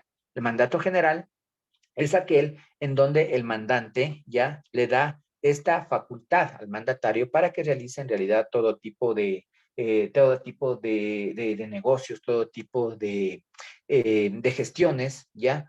Puede realizar una compra-venta de algún vehículo, de un bien inmueble, puede realizar contratos de arrendamiento, etcétera, etcétera, ¿no? Entonces, cuando hablamos de un mandato general, es que en este caso el mandante le confiere esa facultad para que realice todo este tipo de negocios o este tipo de gestiones. En cambio, el mandato especial es cuando el mandante solamente establece, en este caso, determinados asuntos o gestiones que puede realizar el mandatario, ¿ok? Entonces, este contrato, como les decía, forma parte también de las llamadas procuraciones, ¿no es cierto? En donde efectivamente también en este caso se le da la posibilidad al abogado, por ejemplo, para que a cuenta de su representado realice las acciones judiciales, lo represente en juicio, etcétera, etcétera. ¿Ok? Bien, chicos, sí, ya se nos acaba el tiempo. Como les decía, hemos visto en breve síntesis nada más lo que tiene relación, ¿no? Tanto con la sucesión como también con las obligaciones y con los llamados contratos, ¿no? De los más comunes que hemos visto, ¿no? El contrato de compraventa, el de permuta, el de sociedad, el de mandato, ¿no? Y otros más que, como les decía, forman parte también dentro de nuestra legislación en el ámbito civil. ¿Ok? No sé si tenemos alguna duda, alguna inquietud, chicos, ya para terminar esta parte y el día de mañana ya para culminar con las temáticas de nuestra área de conocimiento. Mañana estaremos viendo lo relacionado con los contratos y cuasi contratos, los principios del proceso y también algo relacionado con el derecho procesal civil, ya para terminar justamente esta retroalimentación y esta capacitación dentro de la materia de derecho civil y procesal civil también, ¿no? Bien, chicos, entonces si no hay ninguna inquietud, nos estaremos viendo el día de mañana a la misma hora. Nada más, nuevamente pedirles mis disculpas por el retraso del día de hoy, en vista de que estamos en esta capacitación previo ya al inicio del del próximo semestre en la carrera, ¿no? Vamos a estar todos estos días hasta el día viernes realizando estas capacitaciones y es por eso que nos estamos de pronto demorando un poquito, ¿no? Pero estaremos acá ya nuevamente para seguir con la última capacitación el día de mañana. Listo, chicos, les agradezco por su atención y nos vemos el día de mañana, chicos. Que pasen bien. Gracias, Doc. Bueno. Hasta mañana, chicos, ustedes, gracias, pasen bien.